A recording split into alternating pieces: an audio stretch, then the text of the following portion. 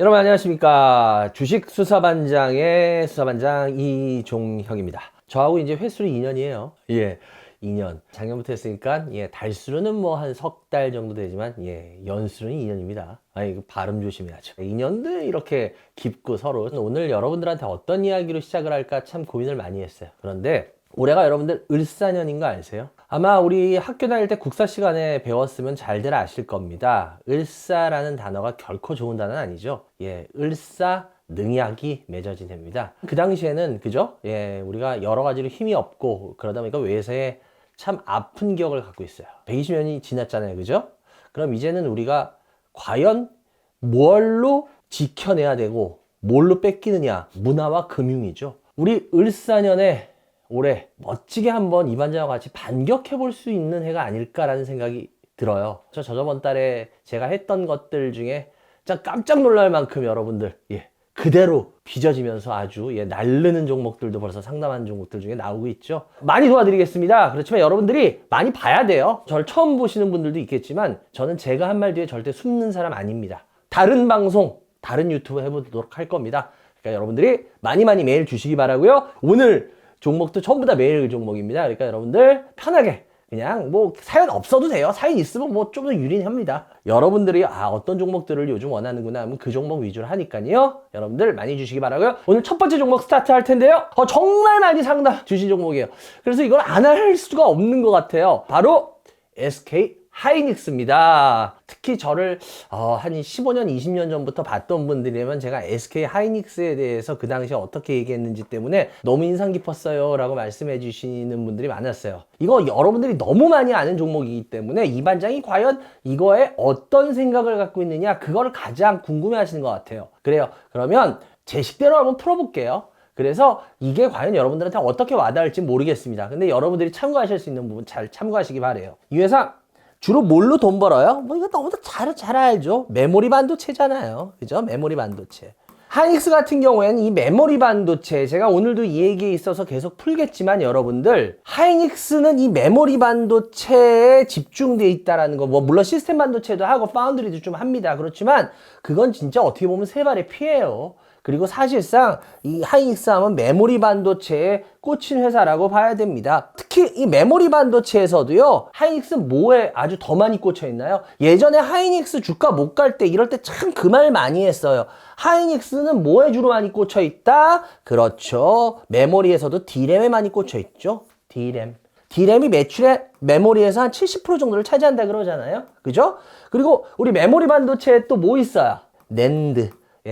낸드가 한 30% 정도 된다 그래요. 그래서 약 7대 3의 매출 비중을 갖고 있어요. 그래서 뭐 나머지 시스템이니 이런 거 나올 때 항상 그 하이닉스는 그런 거에선 너무 약점이다. 그래서 이때 참 많이 그런 거에 대한 구박 많이 받았잖아요. 그죠? 어찌됐건 간에 하이닉스 완전히 일취월장했죠? 주가가 막 어마어마하게 막 갑자기 한테 팍 쏟았잖아요. 이거 왜 이래요? 여러분 다 아실 겁니다. 뭐가 이때 딱 등장했나요? 바로 하이닉스를 살린 애가 나왔죠? 챗 GPT였죠. 챗 GPT. 제가 예전에 챗 GPT 나왔을 때 한번 재미 삼아서 제가 한번 저희 직원한테 챗 GPT가 그렇게 다 얘기해줘. 상사한테 점수 따게 야하고 재밌는 음담 패설 같은 거 있으면 좀 알려줘. 이런 식으로 질문을 했어요. 일부러. 챗 GPT가 진짜 뭐라고 얘기했는지 아세요? 그 상사를 회사 인권위원회에 고발할 것을 추천드립니다. 이런 식으로 해서 쭉 나온 거야. 제가 장난삼아서 그랬었는데요. 요즘 챗GPT 진짜 똑똑해요. 뭐 웬만한 거 다 챗GPT로 되잖아요. 그죠? 그런데 이 챗GPT 결국 AI잖아요. AI. 얘가 근데 결국 이 AI에서 얘가 크게 된 이유가 뭡니까? 여러분 잘 알 거예요. HBM이죠. HBM. 이 부분 때문이잖아요.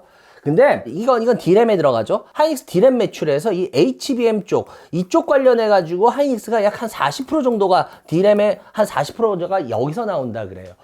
이 하이닉스가 이 HBM에 있어서 완전히 횡재를 한 거죠. 근데 저는 이거를 그때 타방송국에 있을 때도 이런 말을 했습니다. 과연 이게 진짜 엄청나게 하이닉스가 준비한 분야일까? 제가 그래서 이거를 뭐라고 표현했냐면요. 소가 뒷걸음질 치다가 쥐잡았다 이렇게 표현했었어요. 삼성 같은 경우에는 이 HBM 사업부를 워낙 있다가 없앴죠. 이게 뭐 수익도 별로 안 나고 비전 뭐 그냥 그렇다고 해서 마찬가지입니다. 하이닉스도요. HBM 사업부가 실은 그렇게 엄청 큰 사업부가 아니에요. 되게 작은 사업부예요. 여러분들 한번 생각해 보세요. 이게 그렇게 어마어마하게 클 뿐이면은 그렇게 작은 사업부로 갖고 있을까요? 아니 우리 일례로 주식으로 한번 따져보죠. 여러분이 작전을 한다고 쳐. 근데 여러분이 쩐주야. 쩐주래서 예를 들어서 어떤 사람이 1,000억을 내일 어떤 중소형주에 1,000억을 무조건 시장가로 산다고 여러분이 알고 있는 거야. 그러면 웬만한 소형주 1,000주 사면 어떻게 되는지 아세요? 그냥 점이에요. 무조건 며칠 점 가요. 근데 그런 주식을 안다 이거야. 그럼 여러분 만약에 그 주식에 있어서 안다 그러면 여러분 어떻게 하시겠어요? 하다못해 뭐 사채시장에 가서 뭐 땡길 거 뭐 차 담보로 해가지고 돈 다 땡기지 않겠어요? 왜? 아니 빨리 그냥 사놓기만 하면은 며칠 동안 점 가면은 한 1억만 넣어도 그냥 며칠 있다가 그냥 바로 2억 3억 되는데? 이거 안 하겠어? 아 1,000억을 그냥 무조건 쏴. 특급 비밀이 알고 있다고 칠게. 그럼 안 하시겠어요? 근데 얘가 내 아는 사람이 내일 이걸 1,000억을 산대. 그러니까 너만 알고 있어? 얘기 들었어. 그럼 여러분 솔직히 나만 알고 있을게 이러고 진짜 빚내서 살 사람 있어요? 없죠. 아니 살 수도 있겠지만 안 살 확률도 크잖아요. 이거 뭐 어떻게 알아? 못 믿잖아. 왜? 불확실성 때문에 그러잖아요. 우리가 모든 건 불확실성, 확실성 이 차이잖아요. HBM도 마찬가지예요. 하이닉스에서 이 정도로 챗GPT가 어마어마할 거를 확실하게 알았다면 그 사업부를 어마어마하게 더 크게 가져갔겠죠. 근데 아니잖아요. 제가 그래서 이거는 냉정하게 소가 뒷걸음질 치다 잡은 사업부라고 제가 말하는 거예요. 그런데 어찌 됐건 간에 그것 때문에 하이닉스는 많은 이득을 받습니다. 그래서 하이닉스 주가가 제가 그때도 한번 삼성전자하고 같이 보여줬는데 이렇게 비슷하게 가다가 하이닉스하고 삼성전자하고 서로 좀 다른 흐름을 보였다라고 해서 제가 얘기를 했었어요. 이거 하이닉스 다시 이렇게 들어가서 보시면 특히나 7월하고 8월까지 보면은 이 정도 흐름인데 삼성전자는 어떤 흐름이에요? 여기서 비슷한 흐름을 보이다가 확 여기서부터 차이가 났다 그랬죠. 결론적으로는 지금 삼성전자와 이 하이닉스의 차이를 여러분들이 어떻게 읽어냈냐 이게 제일 궁금해 하시는 것 같더라는 거예요. 전 이렇게 얘기할게요. 반도체는요 여러분 아무리 지지고 볶고해도 반도체입니다. 특히나 하이닉스 같은 경우에는 더 그럴 거예요. 옛날부터 그랬어요. 뭐냐? 반도체는 여러분 사이클을 타는 산업이다 라는 얘기 들어보셨어요? 제가 주식판 처음 들어올 때부터 우리 선배들이 하는 말이 있어요. 야 반도체는 언제 사야 되는지 알아? 그럼 뭐 실적이 뭐 좋아. 그럼 머리 딱 때리고 그랬어요. 야 임마 무식한 거 티내냐? 반도체는 무조건 사이클을 타기 때문에 실적이 안 좋을 때 사는 거야. 그리고 좋을 때 무조건 파는 거야. 근데 이게 참 희한한 게 뭔지 아십니까? 이게 너무나도 간단한 법칙 같죠? 근데 이게요, 거짓말같이 30년 동안 거의 틀린 적이 없어요. 큰 흐름에서요, 반도체는요, 실적이 좋을 때는 절대 따라 사는 게 아닙니다. 근데 이거를 몇 년 안 된 분들이 지금 속된 말로 주린이들, 에휴, 그런 거 다 옛날 소리야 라고 콧방귀 끼거든요? 근데 요번에 하이닉스 잘 보십시오. 2022년도 말부터 이 반도체에 대해서 업황이 최악이라는 기사들이 그때 뜹니다. 요때부터 보면은 반도체가 최악이라는 기사가 떠요. 그리고 23년도에 보면요. 실적이 어땠는지 아세요? 하이닉스 실적이? 적자가 나옵니다. 반도체에 대해서 안 좋은 기사 뜨고 업황 안 좋다? 반도체 이제 버렸냐? 막 이런 얘기들 때 되게 많이 하세요. 이제 우리나라 반도체 의존하고 있는데 우리나라 산업 어떻게 되냐? 경제 어떻게 되냐? 난리 났었습니다. 그리고 진짜 23년에는 실적이 적자라 그랬어요. 근데 그때부터 올라요. 그때부터 올라요.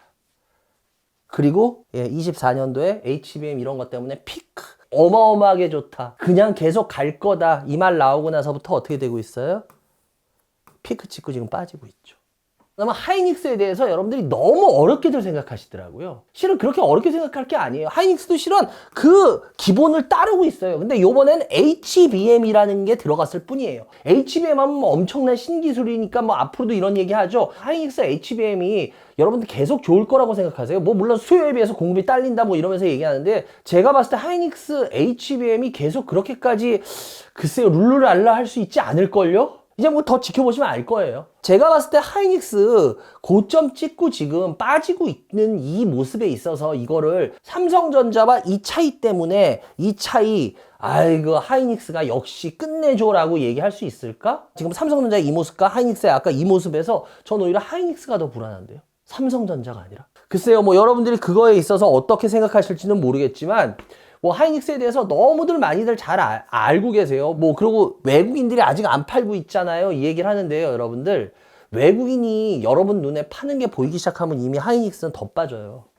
그럼 여러분 그때 되면 못 팔아요, 진짜. 전 뭐 미래를 내다보는 사람은 아닙니다. 그렇지만 전 항상 제가 공부한 내용을 가지고 여러 가지 그 산업들 안에서의 분석을 해보면은요, 어느 정도 흐름들이 보일 때가 있어요. 하이닉스를 아직도 좋게들만 얘기하시는 분들이 많은데, 방송이나 뭐 유튜브니 다 그런데, 글쎄요, 저는 모르겠습니다. 그분들이 나중에 어떻게 수습을 하실지. 하여튼 어쨌거나 저는 하이닉스에 대해서 이제는 하이닉스에 대한 미련을 좀 버리시는 게 어떠실까라는 말씀을 드려보겠습니다.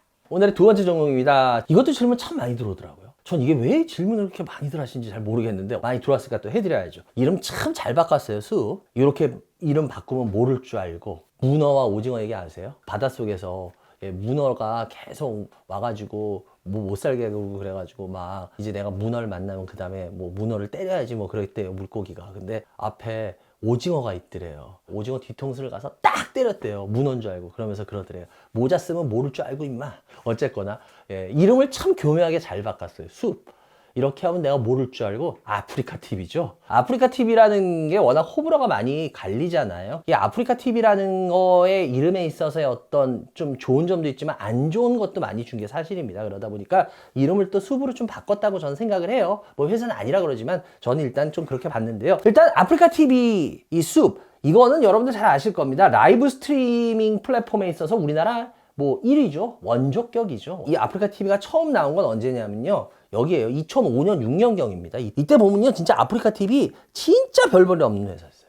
근데 여러분들 아프리카 TV가 그때 나왔을 때만 해도 뭐 그 당시 유튜브나 이런 것들도 좀 이따가 나왔잖아요, 그렇죠? 유튜브 이런 것들이 전혀 아예 힘도 못 썼어요. 여러분들 유튜브 통해서 이렇게 만나지만 제가 유튜브가 이렇게 될 줄 알았으면 제가 그때부터 열심히 했겠죠. 근데 저도 뭐 그 당시 유튜브 하는 분들 보면 아니 저거 왜 하지? 그랬어요. 그런데 어쨌거나 그 이후에 유튜브나 이 아프리카 TV, 특히 아프리카 TV가 확 크게 된 이런 계기가 있습니다. 이게 뭐냐? 제 유튜브 뭘로 보세요? 뭐 컴퓨터로 앉아서 보세요?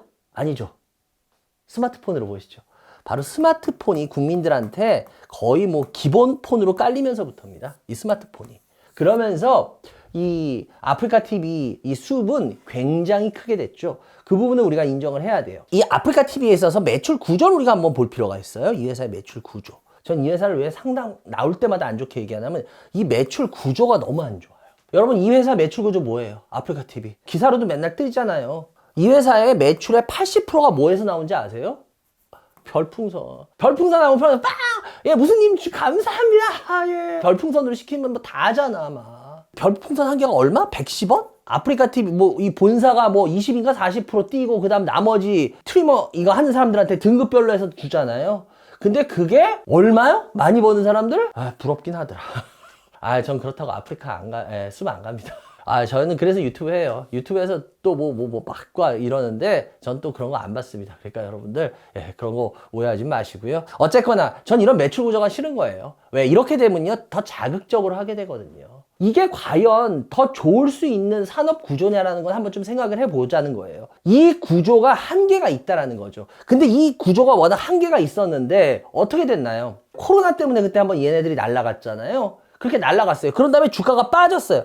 그런 다음에 맥을 못 추다가 올해 주가가 조금 반짝했습니다. 일봉으로 한번 줄여서 보면요, 이게 더 잘 보여요. 이건 지금 월봉이었어요. 코로나 이후에 그때 주식시장 반짝할 때 그때 움직인 거예요, 같이. 그런 다음에 왜? 코로나 때 사람들이 뭐 못하니까 뭐예요? 이 아프리카 TV의 그 당시에 BJ였어요. 그 사람들한테 막 뭐 시키고 뭐하고 그 사람들이 막 하고 막 하잖아요. 그거 대리만족하면서 시청률 올라가 막 별풍선 하고 그래서 주가가 올랐던 거잖아. 그리고 그다음 별 볼 일 없었어. 그러다가 올해 들어오면서 주가가 한번 이렇게 살짝 움직였어요. 워낙 저는 이것도 얘네들 진짜 운이 되게 좋았다고요. 왜 그래요?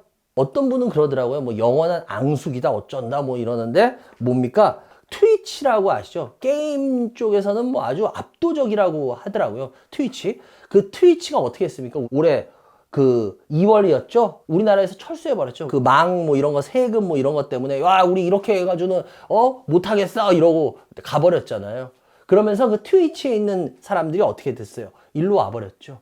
이 당시에 주가 올릴 때 아프리카 TV들 경제방송 이런 데서 굉장히들 좋게 얘기했습니다. 왜냐? 트위치가 이제 사라지면서 트위치 사람들이 왔으니까 어떻게 되겠어요? 얘네가 그동안 게임 쪽이 좀 트위치보다 약했잖아요. 트위치는 워낙 게임이 굉장히 전문화 많이 됐다며요. 근데 이제 그 약점을 알아서 걔네가 나면서 어떻게 됐어? 얘네한테 쏠리니까 얘네 그냥 앉아서 그냥 땡큐 한 거지. 그러니까 어떻게 돼요? 당연히 좋겠죠. 그러고 그냥 계속 이렇게 될 줄 알았죠. 과연 이 시장을 혼자 먹게 냅둘까요? 강자가 등장을 해버리죠. 누가 등장합니까? 바로 네이버가 등장하죠. 치지직. 치지직이 등장을 해버리죠. 예, 언제 등장하나요? 5월에 출시됐죠. 요때부터 슬슬 보세요. 멈추면서 좀씩 내려가고 있죠.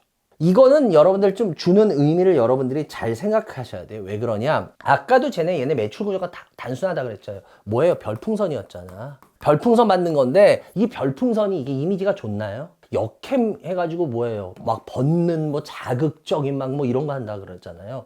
그래서 사회적 분위기 많이 됐잖아요. 그래서 뭐 뒤로 후원 받아가지고 뭐 해가지고 뭐 제가 지어낸 거 아니잖아. 기사들 많이 떴잖아. 요즘은 더 자극적으로 간다며요. 나 요번에 알았어. 얼마 전에 엑셀 방송 자극적으로 막 그냥 막 뭐 명명이 나와가지고 자본주의에서 뭐 돈 버는 게 뭐 최고다라고 하지만 이렇게 해서 버는 게 과연 자본주의에서 기업의 이윤을 추구하는 게 맞죠. 근데 솔직히 저는 이런 회사를 굉장히 싫어하는 게 이거예요. 이렇게 자극적으로 계속 이렇게 하는 이윤까지도 이게 좋은 기업이라고 해야 되나요? 그리고 이런 회사의 주식을 사줘야 되나요? 아, 이건 뭐 제 개인적인 생각이에요. 전 그래서 이 회사 나올 때마다 저는 굉장히 안 좋게 평가하는 게 이 회사의 매출 구조가 바뀌면 전 좋게 평가할게요. 제 눈에 안 좋은 회사이기 때문에 저는 안 좋은 회사는 계속 안 좋게 얘기할 겁니다. 숲에 대한 질문들 많이 하는데요. 이 회사에 대해서 저는 오늘도 좋은 얘기를 안 하고 싶습니다. 그래서 굳이 숲 이 주식 갖고 있느니 그냥 오늘 주말에 어디 산림욕 가가지고 산도 보시고요. 이 반장의 수사반장 보시면서요. 얼마든지 좋은 종목도 막 나가잖아요. 그러니까 그런 종목들 관심 갖는 게 차라리 낫지 않겠냐? 이렇게 말씀드리겠습니다. 오늘의 마지막 종목은 여러분들 JVM입니다. JVM도 질문들이 좀 들어오더라고요. JVM 하면은 이름은 되게 신식이에요. 근데 이 회사의 업은 되게 오래됐습니다. 1977년부터. 이게 협신의료기라는 의료기 회사로 이게 워낙 등장한 회사예요. 그래서 솔직히 되게 오래됐습니다. 1977년이면은 아마 지금 저희 방송 보시는 분들 중에 물론 뭐 더 나이 드신 분들도 많지만 좀 젊으신 분들은 태어나기 전일 수도 있어요. 이 회사 같은 경우에 특히나 보면 이 회사 1996년인가 7년에요. 우리나라에서 처음으로 이 약품을 자동으로 포장하는 기계를 이 회사가 만들어냅니다. 좀 더 빨리 나오지. 제가 항상 JVM 할 때마다 그러다면 제가 군대를 일명 위생병. 군대 갔다 오신 분들은 위생병이라고 안 부르죠. 약통이라고 부르죠. 일명 의무병, 위생병을 해가지고 이 약을 많이 짓게 됐어요. 후반 교육 받고 이럴 때 약을 어떻게 빨리 써야 되는지도 배워요. 손을 이렇게 탁탁 해서 어떻게 해야 되는지 그것도 연습 많이 하거든요. 그때마다 제가 항상 느꼈던 게 이거 자동으로 싸지는 거 있으면 좋잖아. 바로 그거를 하는 게 얘네예요. 그러니까 이게 제가 제대하고 나서 이게 몇 년 뒤에 얘네가 우리나라에서 처음으로 이걸 개발한 거야.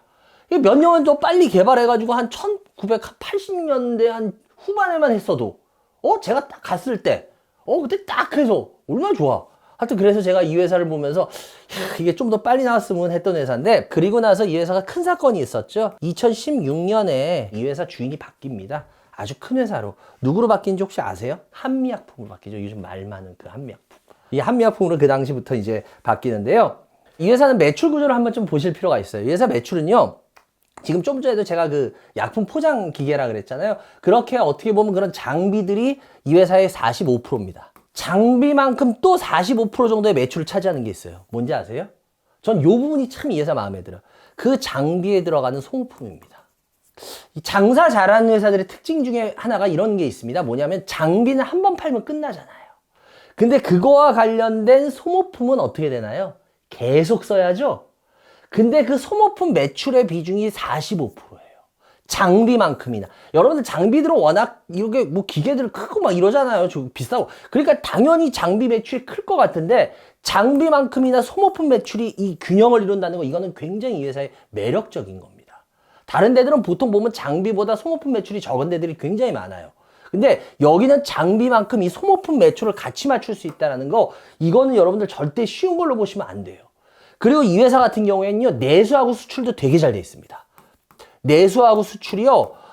제가 이 회사 항상 볼 때 이런 거 칭찬하거든요. 5대 5예요. 그러면 예를 들어서 수출이 유리할 때는 수출의 덕도 보지만 또 수출이 좀 안 좋으면 내수로 버텨버려요. 그러니까 이 회사 같은 경우에는 실은 굉장히 구조가 좀 탄탄한 회사입니다. 이 회사 같은 경우 아까 처음으로 국내에서 이 약품 포장 이거 개발했다 그랬잖아요. 그러다 보니까 국내선 얘네가 압도적인 1위예요. 다른 데도 하긴 하지만 거의 얘네가 압도적인 1위고요. 글로벌 전체적으로 따지면 1등은 아닐 수도 있어요. 근데 얘네가 그 미국하고 유럽 쪽 시장 하면 얘네가 1위예요. 왜 그러냐면요. 약품 포장하는 회사가 글로벌로 한 4개 정도가 있어요. 참 재밌는 게 뭔지 아십니까? 우리나라 요 JVM 빼고요. 나머지 글로벌 업체들은 다 어디 건지 아세요? 일본 거예요. 일본 그쪽에서는 얘네가 길을 못 펴요. 왜냐면 일본이 글로벌 쪽에 한 애들이 그 세 회사나 일본이 있어가지고. 근데 중요한 건 미국하고 유럽 시장이잖아요. 이쪽을 얘네가 굉장히 잘 뚫고 있어요. 특히나 얘네가 미국하고 유럽 중에 어디가 더 강하냐면요. 얘네 매출이 100으로 잡을게요. 그럼 그 중에 절반이 50이 어디서 나오냐? 유럽에서 나옵니다. 한 20에서 30이 미국에서 나오고요. 그러니까 얘네는 유럽 시장을 꽉 잡고 있어요. 근데 얘가 유럽이 왜 중요하냐면 유럽 여행들 다녀보시면 아실 거예요. 약국이 우리나라 약국하고는 좀 구조가 틀린 거 아세요? 어쩔 딱 보면 이게 약국이야? 이게 약국 맞나? 올리브영 비슷한 느낌이고 막 이런 거 못 느끼셨어요? 유럽은 좀 우리하고 약국 구조가 틀려요. 어찌됐건 간에. 약간 그 느낌이. 유럽은요. 그 인력을 구하는 게 그렇게 쉽지가 않습니다. 약국에서. 우리나라에서 약품 구하듯이 좀 아프면 어디 가서 이렇게 약 달라고 뭐 이렇게 약국 많이 없습니다. 그러다 보니까 이 유럽에서는 이런 특히나 이런 자동화돼서 이런 약품 포장을 하는 이런 거 굉장히 중요해요. 특히나 코로나 때는 이게 더 필요했었어요. 그래서 얘네가 코로나 때 굉장히 히트를 칩니다. 유럽에서. 그러면서 또 하나 지금 이제 얘기가 나와야 될 단어가 있죠. 얘네들 같은 경우에 최고의 핵심은 뭡니까? 매니스라는 거죠. 이게 자동화 시스템 같은 경우인데 JVM 매니스 유럽 시장 진출 성공적이라고 나오죠. 네. 근데 2023년 10월 기사예요. 그러니까 벌써 작년부터. 그죠? 네. 이게 굉장히 잘 성공을 했는데 이 부분이 저는 왜 의미 있다 그러냐면 이 매니스라는 거는 JVM에 대해서 가장 큰 무기가 될 수 있는 거라서 실은 매니스에 대한 기대감 때문에 아까 제가 그랬죠. 10월에 나왔잖아요. 먼저 상승을 해버립니다. 이렇게. 그래서 매니스라는 게 얘는 아주 핵심이 될 거예요. 근데 제가 왜 지금 이 이야기를 드리냐면 제가 좀 전에도 말했지만 매니스에 대해서 나오기 전에 어느 정도 이게 선반영이 충분히 돼버리거든요. 그리고 나서 지금 주가 수준을 한번 보세요. 어때요? 조정받다가 올 하반기에 시장 밀리면서 더 밀려버리죠. 매니스로 하기 전에 어때요? 거의 그 주가 수준으로 지금 다 들어간 거 보이시나요? 제가 오히려 이 부분을 더 매력적으로 보고 있는 게 이겁니다. 얘는 오히려 매니스에 대한 그 기대감 때문에 먼저 올랐다가요. 그리고 나서 그런 거에 의한 게 이제 다 빠졌어요. 그럼 매니스가 이제 기대감이 없냐 이런 거죠. 근데 문제는 뭐냐? 매니스는요. 제가 봤을 때 이거는 유럽이라든지 미국이라든지 이런 데 있어서 시장이요. 제가 봤을 때는 올해가 더 커질 겁니다. 왜? 인력 구하기가 점점 더 힘들어지거든요. 그쪽은. 그리고 또 하나. 우리나라에서도 보면요. 이제 작년이 됐죠. 1년 내내 괴롭혔던 게 뭐예요? 의료 파업이죠. 그러면 여러분들 상급병원에서 매출이 잘 나오겠습니까? 이런 큰 기계 들여오겠어요? 지금 의사들이 막 안 하고 막 이러는데 환자들이 많이 내원을 해야 되는데 환자들 약을 지어줄 수가 없는데 그렇게. 이게 팔리겠습니까? 안 팔리겠죠.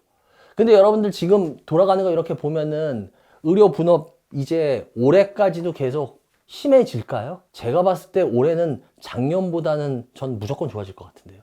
이제 비상계엄에 의한 탄압 사태부터 해서 막 이렇게 됐기 때문에 의료계 쪽에서도 좀 더 다른 모습이 나타나지 않을까요? 그렇게 되면은 어떻게 돼요? 저도 솔직히 작년에 건강검진을 못 받았어요. 왜냐? 의료 파업 때문에요. 이 건강검진 해가지고 이 시스템 해가지고 제대로 받는다는 게 좀 걱정이 돼가지고 저도 지금 올해 초에 받으려고 지금 밀어놓고 있어요. 국민들이 1년을 어떻게 참았어요. 그런데 의사들 여러 가지 이런 부분들 힘든 부분 다들 이해하고 막 하면서 어쨌거나 참았어요. 근데 만약에 올해까지 2년을 계속 참을 수 있을까요? 제가 봤을 때는 힘들 것 같은데요. 그러면 결론적으로는 상급병원에 대한 매출이 저는 이제부터 슬슬 올해는 나오지 않겠냐라는 거예요. 그리고 내년에는 2026년으로 갈수록 더 나오지 않겠냐. 그러면 주가 흐름으로 봤을 때 어떨까요? 매니스로 인한 부분에 어떤 그런 게 빠진 상태에서 이제 주가적인 부담은 사라졌어요. 그럼 시간이 가면서 어떻게 될까요? 조금씩 더 좋아질 수 있는 부분들이 등장하지 않겠냐라는 겁니다.